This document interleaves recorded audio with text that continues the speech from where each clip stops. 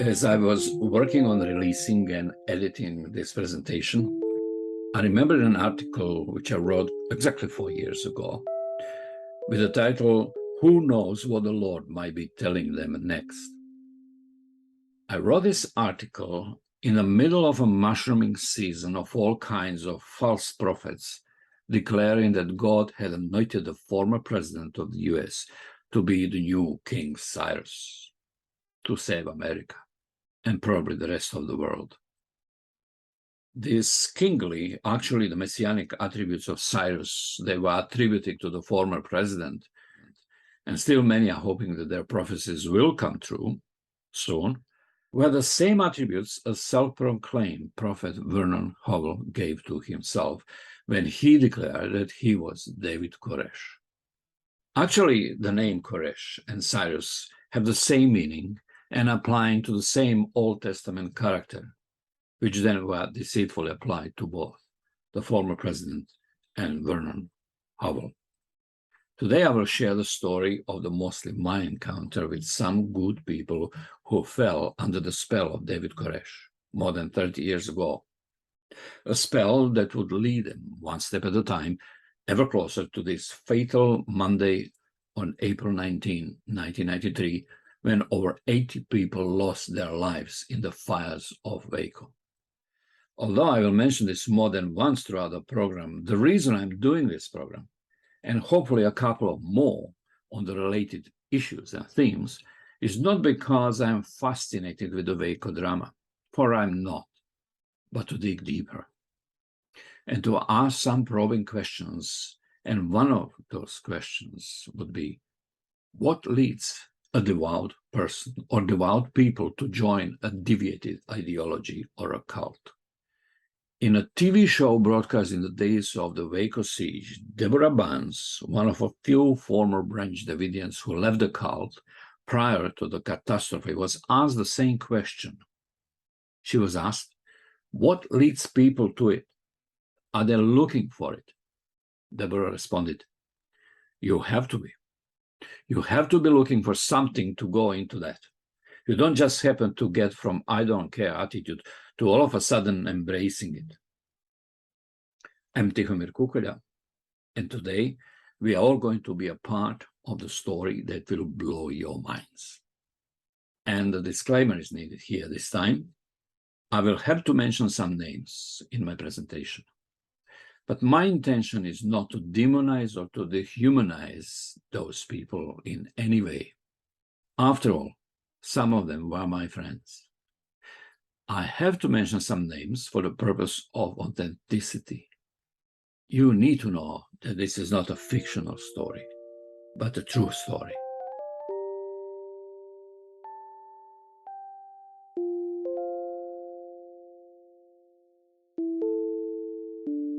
At a violent end on Monday, April 19, 1993, of the longest siege of the kind on the US soil, more than 80 people, including 4 federal agents and more than 20 children, died in 2 violent confrontations between federal law enforcement and the Branch Davidian group located near Waco in Texas.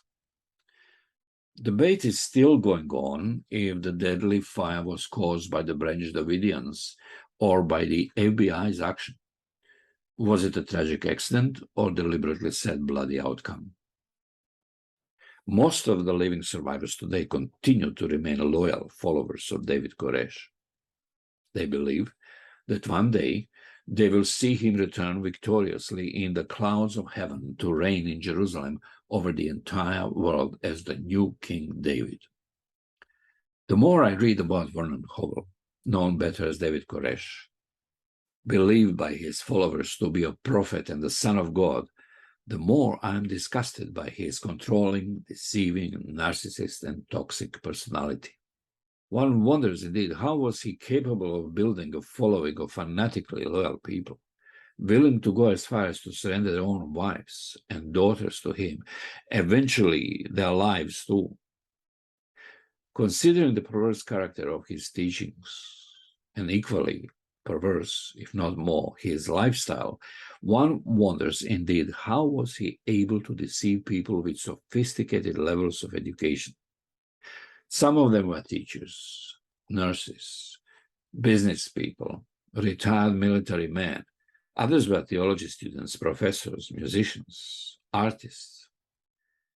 On the other hand, however disgusting David Koresh and his tactics of deception were, I find almost equally unacceptable the methods the US government used against David Koresh and his followers during the days of the long siege, and especially on the final hellish day of the siege.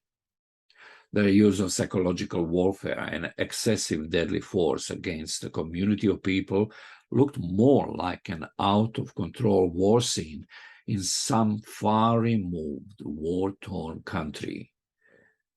Even now, 30 years later, I am remaining unconvinced that it was necessary for the ATF to attack the compound and for the FBI to exercise brutal militarized force, which ultimately led to the death of more than 80 people, many of whom were children.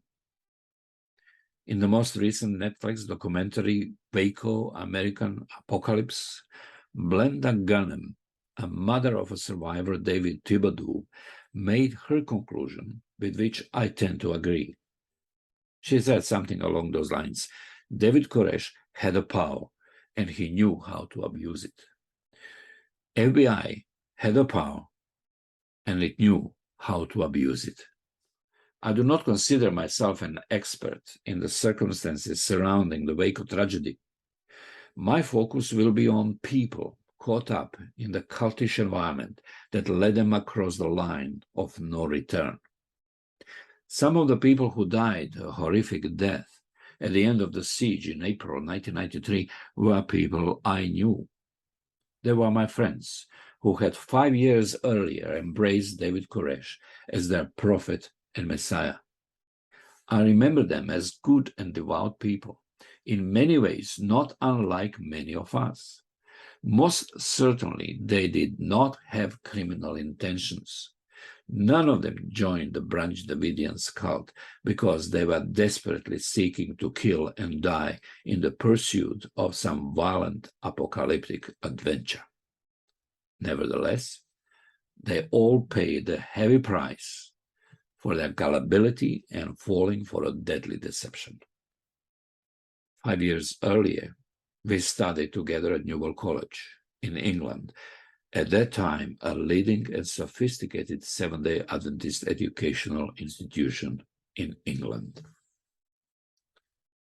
Ever since, I've been asking a question: what makes a good and devout person embrace a dangerous religious or political ideology or cult? I will do my best today to handle this question honestly and sincerely. In the follow-up episode, we will talk about the spiritual roots and makeup of the Branch Davidians' theology. Finally, we need to talk about the political and cultural legacy and implications of the Waco tragedy. I agree with the statement introducing the latest Netflix documentary on the Waco tragedy, Waco American Apocalypse, which suggests that the seeds of political polarization that roil our culture today were planted at Waco.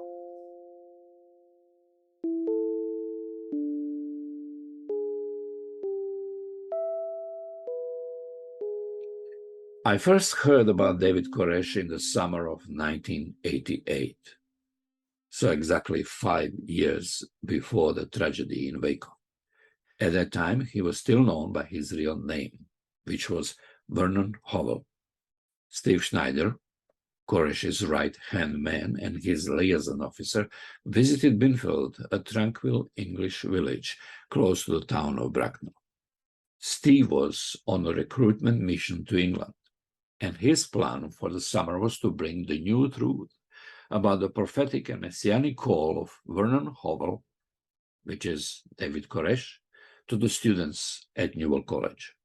Since those were the summer months, free from any academic activities, Only a small group of unsuspecting students, professors, and staff members remained on the college grounds.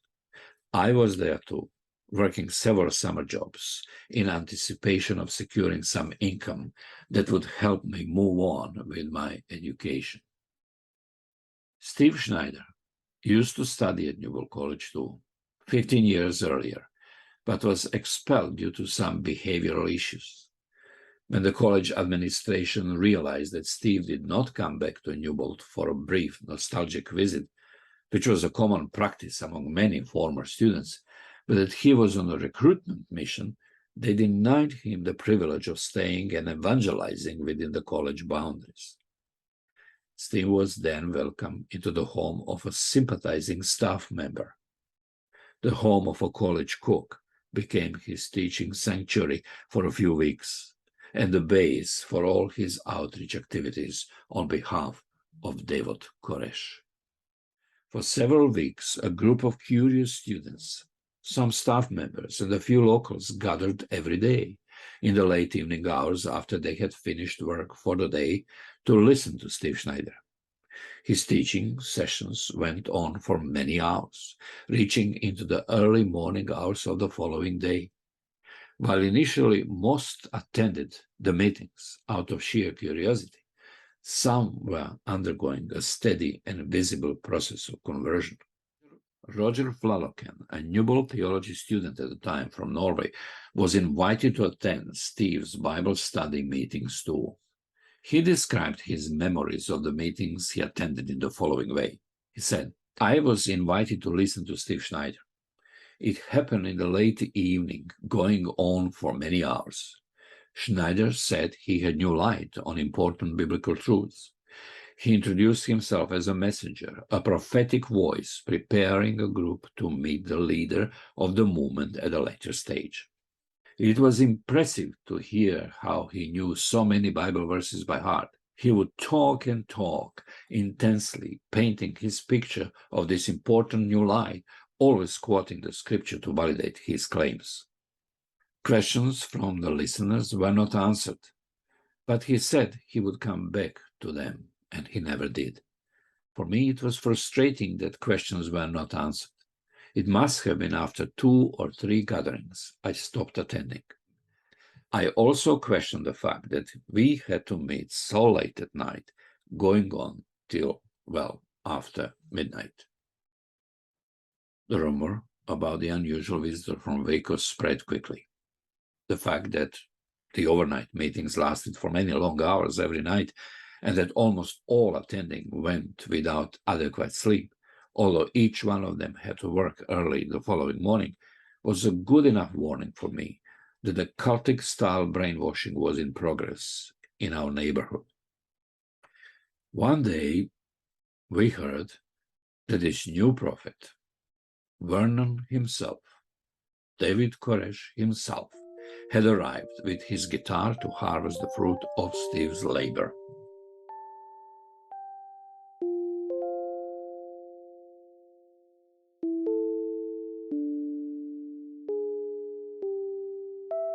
Although I did not have any desire to join the group, I remember having several conversations with a few who could not hide that the conversion of their hearts and minds was very much in progress.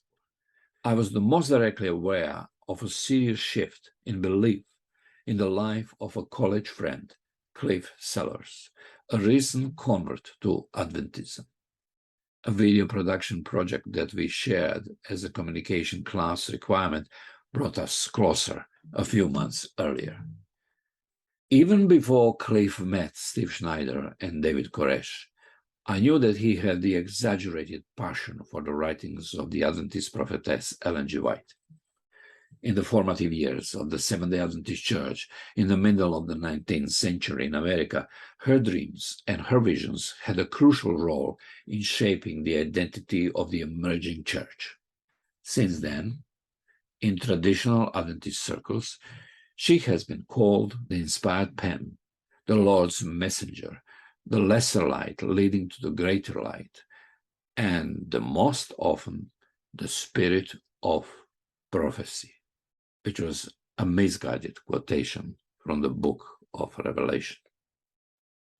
On several occasions, Cliff and I discussed all kinds of topics related to the inspiration of the message and writings of Ellen G. White.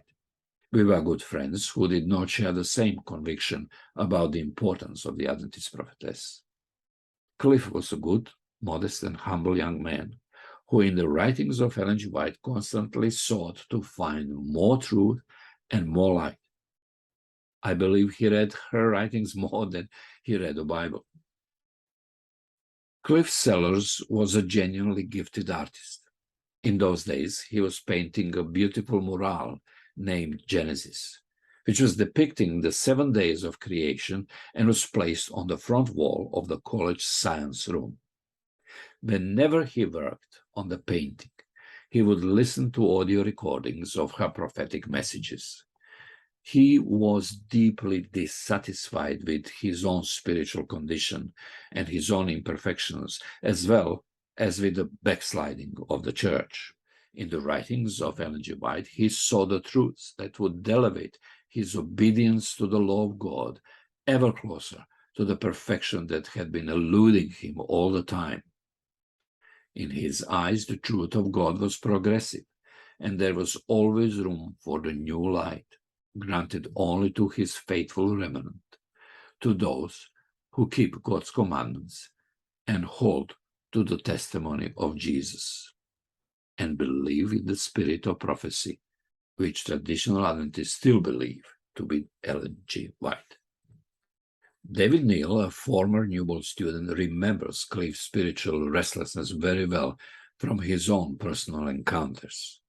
He said, "In the few conversations I had with him in the college cafeteria, it wasn't long before he would express disappointment about the college environment. He wondered why we played football in the college gym when Ellen G. White, in his opinion, condemned competitive sports. He suggested that some of the teachers were not as fervent as he was about proclaiming the Adventist message, the perilous condition of the world, end-time events, and the very soon return of Christ. He was questioning why some of the theology staff seemed to be teaching, in his view, a new theology of salvation, one that emphasized the love and grace and mercy of God. In his opinion, it was judgment time, a time when our actions, both personal and corporate, would demonstrate whether or not we were ready for Christ's soon return," wrote recently David Neal for the UK Adventist News. On the other hand, in contrast to Cliff, I was satisfied that all truth and light that mattered for my salvation was contained to the fullest in the person of Jesus, and that no relevant truth existed outside him. I wanted Cliff to see, too, that the beauty and simplicity of the gospel of Christ did not require the pursuit of any kind of complicated doctrinal or prophetic gymnastics. I did not believe that the role of the post-New Testament prophets was to be the revealers or upgraders of any God-given truth, let alone the saving truth, since all of it had already been revealed once and for all, and to the fullest in the person of Jesus Christ. I shared with Cliff that I believe that the life, death, and resurrection of Jesus gave complete meaning to the whole prophetic ministry of the Old Testament, and there existed no other truth that would ever go beyond or in addition to Jesus. When in the summer of 1988, Steve Schneider began his mission of indoctrination in the UK, Cliff became hooked by his message almost instantly. He would share with me the fragments of what was happening at the meetings. I thought for a moment that his commitment and excessive loyalty to Ellen G. White would keep him away from the prophetic claims of anyone else. But this was not to be. He and a few other Newbold students were impressed with the apparent ease by which Steve was interpreting the Old and New Testament Bible prophecies, including the writings of Ellen G. White. For Steve's Newbold audience, mostly made of traditional Adventists who revere their prophetess, Steve prepared a familiar hook. He quoted Amos 3:7, which states, "The sovereign Lord does nothing without revealing his plans to his servants, the prophets." They believe in Ellen G. White. These were some of the very first remarks Cliff shared with me after one of the first of Steve's classes that he attended. To Cliff, it mattered that this new truth he was hearing from Steve affirmed the prophetic authority of Ellen G. White.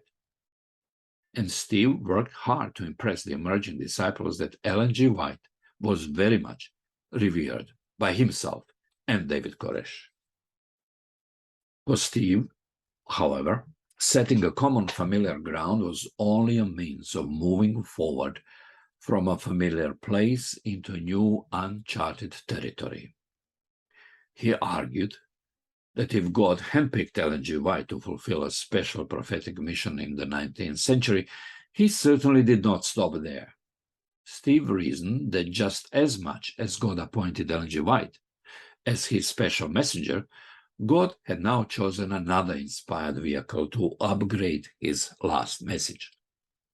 And sure enough, the name of the prophet was Vernon Howell, soon to be revered by his followers as David Koresh.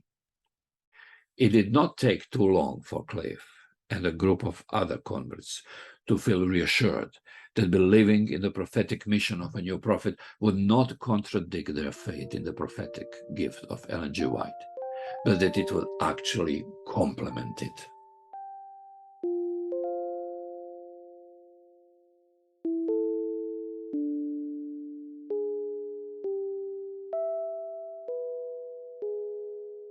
But their arrival at the new light only meant the beginning of a journey that would thereafter become filled with one surprise after another. Steve then proceeded to teach that David Koresh was more than a prophet. He was soon to be received by the new converts one step at a time as the antitypical David, the antitypical Cyrus, the Lamb of God and the Son of God, the only one to whom it was given to open the mysteries of the seven seals of the book of Revelation. Moreover, he was to be received as the new Messiah of the house of David, as God's anointed, as God in sinful human flesh sent into the world to complete the saving work of Jesus by becoming the sinful Messiah. Since the first Jesus was the spotless and the sinless Lamb of God, the reasoning followed. Jesus could not have completely identified with the human race. To complete his saving work, God had to send another Messiah, the second Jesus, namely David Koresh, to complete the work of redemption by radically indulging into the sins of the world.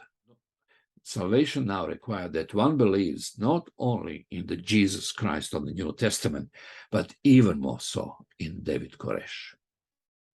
Each time Steve was stepping onto new, more preposterous ground, he would enthusiastically declare, "This truth will blow your mind." But whenever anyone who felt uncomfortable in the group would dare ask a critical or disagreeing question or doubting question, Steve would humbly respond, "You are not ready to receive this new light yet."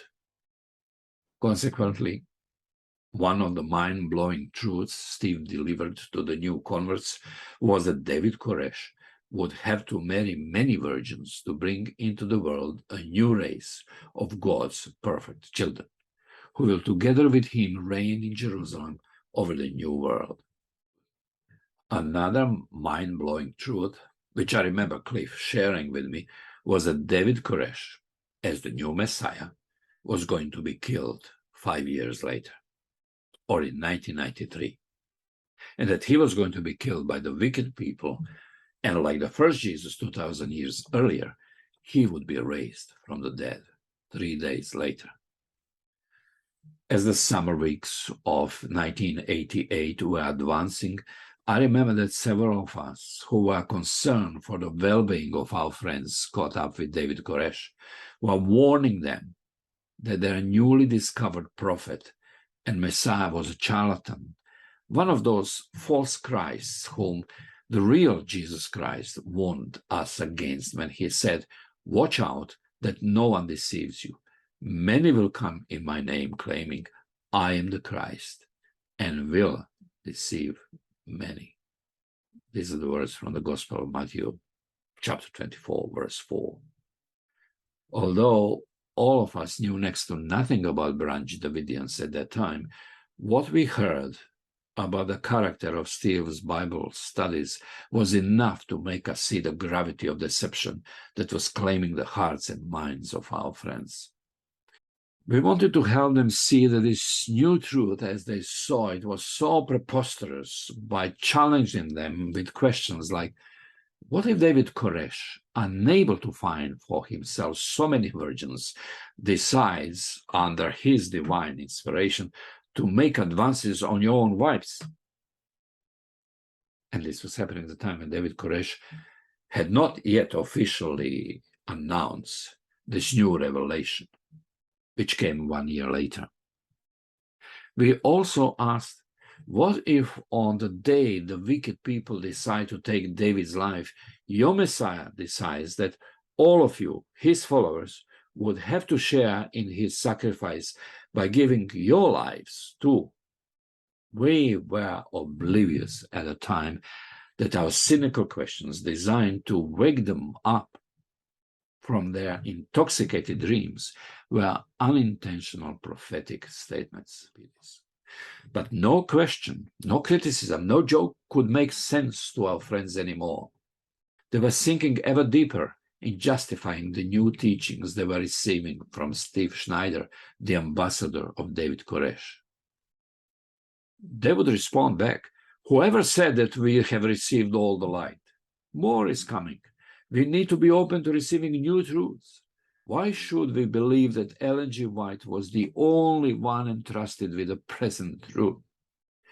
Such was actually a comment made by John McBean in response to one of the discussions shared between a group of critics and the emerging group of followers of this new light about David Koresh one summer afternoon at Newell College in the summer of 1988.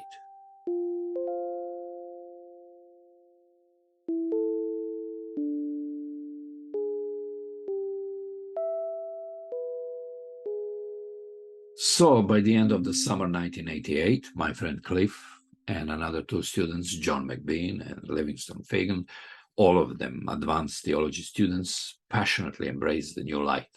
All three were British students who, in the months following the visitation of Steve Schneider and David Koresh, decided that they would evangelize their families, friends, and local church communities, which actually brought a very tragic consequences.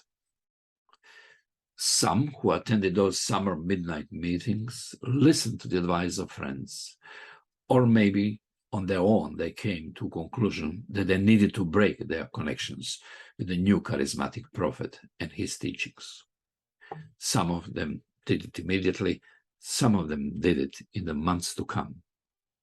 One of the former students who used to attend those Bible studies wrote to me soon after my earlier release of an article about Waco deception. She said, I attended the Bible study group that Steve Schneider led at the assistant cook home that summer in 1988. I even met David Koresh in person. I am so thankful. I was impressed to leave the group study after an experience I had one night after study, and also after Koresh showed up. Long story, but it wasn't without much fervent prayer. But for my friends who embraced the new light and moved to Waco, this new light would turn into hellish darkness and nightmare 5 years later. On April 19, 1993, Cliff Sellers was consumed by the fiery inferno that completely destroyed the Branch Davidian compound in Waco. So was John McBean, another person I knew from my student days. Livingston Fagan, another Newell student who joined the Branch Davidians in Waco, survived the siege. But his wife and his mother did not. Of the small surviving group of Branch Davidians, he remains, so it seems, until now the most vocal advocate for the cause of David Koresh. The casualty toll directly linked to their conversion multiplied several times over, since all of them actively recruited others, their family members, cousins, friends. In total, 24 Britons died in the Waco fire as the result of their recruitment activities. All of them were good and devout people, in many ways, not unlike many of us. Most certainly, they did not have criminal intentions. None of them joined the Branch Davidians because they were desperately seeking to kill and die in the pursuit of some violent apocalyptic adventure. Yet, they all paid a heavy price for their gullibility and falling for a deadly deception. But more than for anyone else who died in Waco 30 years ago, I mourn for my friend Cliff Sellers. I believe he was sincerely thirsty for more truth and more light, which tragically he decided to quench from a poisoned and broken system. From the day he left Newell College and the time he joined Koresh's cult in Waco until the fatal Monday on April 1993, I did not hear anything about my friend. It was only several years later that I started picking up scarce bits and pieces of information here and there. Apparently, with the same passion he used to paint the big Genesis mural in the science laboratory of Newell College, in the years that followed, he used his talent in service to his new Messiah Koresh. According to David Thibodeau's book, Waco, A Survivor's Story, Cliff was the official artist at the Branch Davidians compound. He artistically customized Koresh's guitars with his explicit apocalyptic themes. Cliff also painted murals, posters, and other illustrations depicting Koresh's vision of the apocalypse. According to the book Preacher of Death, co-authored by Mark Brawl, who in the initial years of Koresh's prophetic advancement served as his right-hand man, and let's just say that Mark left Branch Davidians in 1989, in his book, he describes that Robin Burns, one of Koresh's many wives, married Cliff Sellers in a phony marriage arranged by David Koresh. Apparently, this became a common practice within the Branch Davidians cult, intended to create a cover-up for Koresh's polygamist practices and for the children born out of the Koresh's polygamist unions. Lucky for her, Robin Burns abandoned the cult in 1990. I remember reading that Cliff either left the cult for a period of time or intended to leave because the Koresh's promiscuity bothered him. While he studied at Newell College several years earlier, Cliff was known as a person of high moral standards. Albert A.C. White, a professor in physics and science at Newell College at that time, who was also a good friend of Cliff's, and who tried hard to discourage him from joining Davidians, he wrote about Cliff. He was more interested in showing a young lady the beauty of nature than in holding her hand. To be honest, I wish I was more diligent in trying to convince Cliff not to join the cult. But at that time, 5 years before the tragic end of the Waco siege, we, myself, and other friends were all oblivious about the true deadly potential of the Koresh's messianic cult. To us who watched from a distance, the whole summer episode of 1988 looked ridiculous and insane.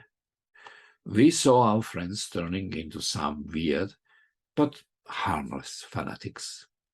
Until 5 years later, when we all watched the CNN's live reporting on the blazing Waco fire on April 19th, 1993. How I wish Cliff Sellers was strong enough to break away completely from David Koresh. Unfortunately, a small plaque that bears his name, next to the plaques of other victims, form a modest monument at the Mount Carmel property near Waco. And they remind us today that this amazingly gifted artist died too soon, with his music still in him.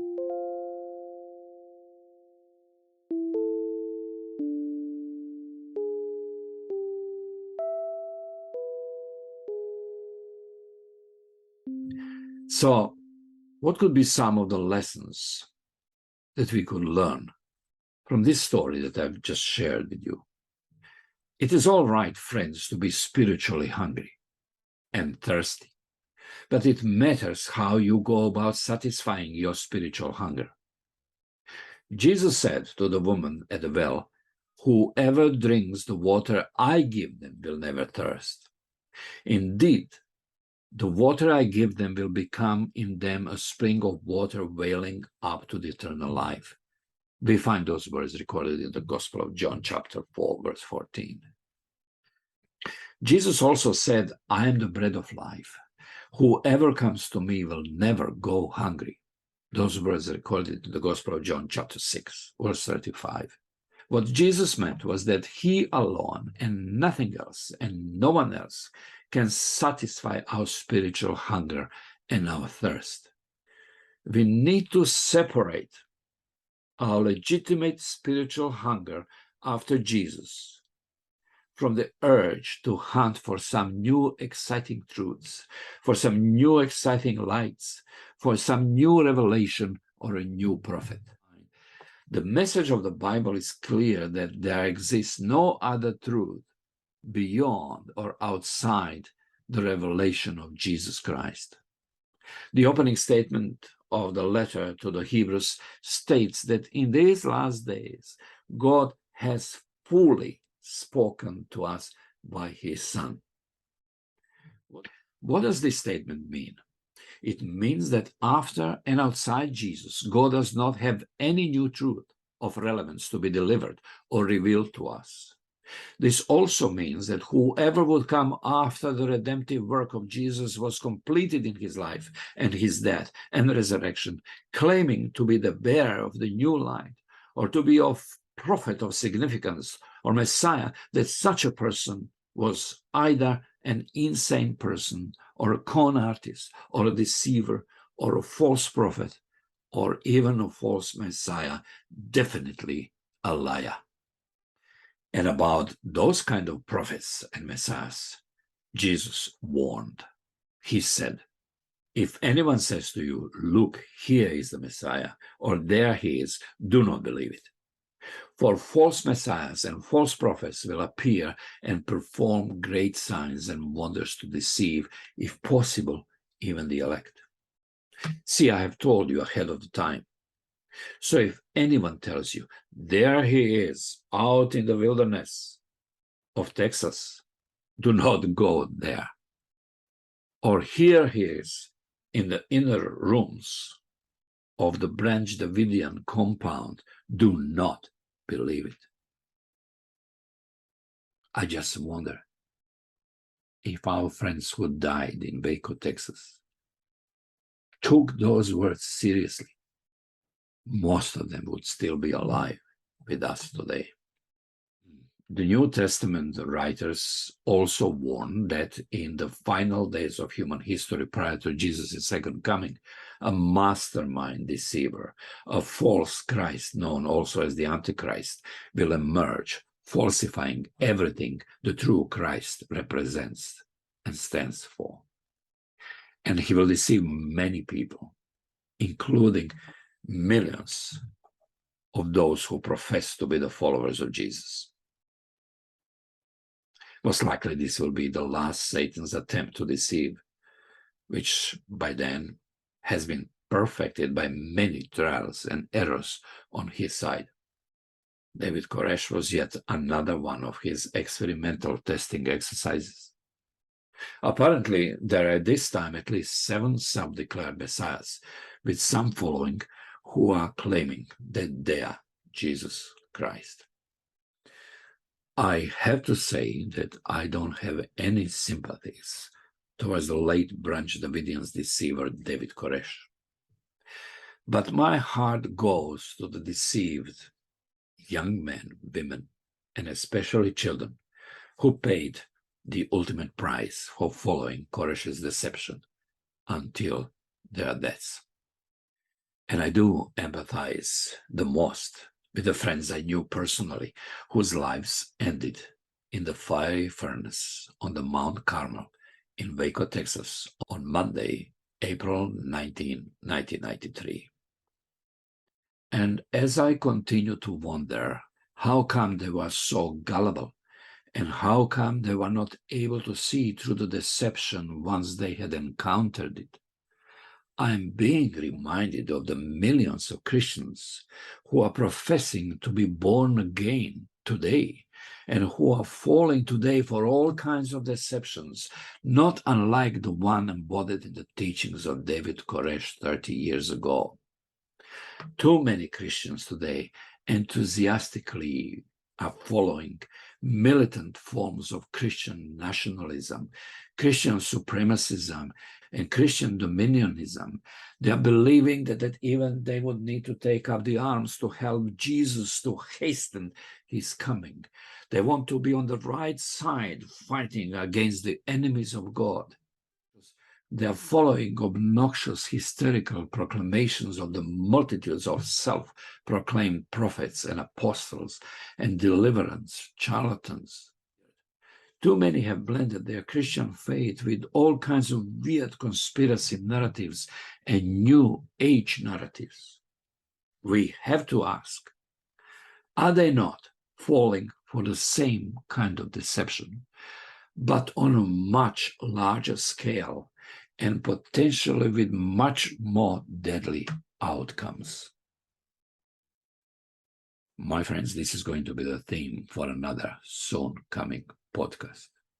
But at this time, let us be shielded from any deception of this kind or any kind by listening to the warning of Jesus, who said, if anyone tells you, there he is out in the desert, do not go out. Or here he is in the inner rooms, do not believe it. These are the words of Jesus recorded in the Gospel of Matthew, chapter 24, verse 25.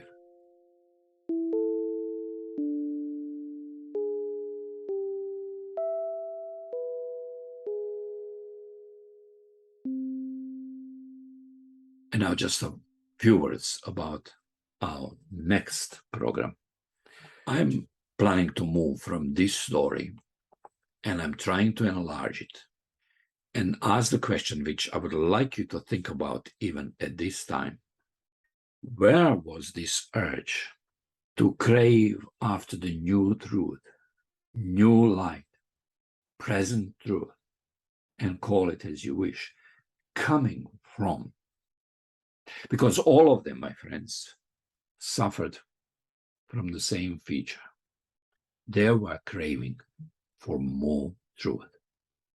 I will try to answer that question next time, as I'm going to talk about the roots of the David Koresh's and Branch Davidian's theology under the title, The Unfortunate Spiritual Legacy. I'll try to deal with this next time. Pray for me. Meanwhile, keep away from any kind of deceivers and deceptions. And certainly go away from anyone to whom attributes are being given that they are saviors of any kind. God bless you. See you soon.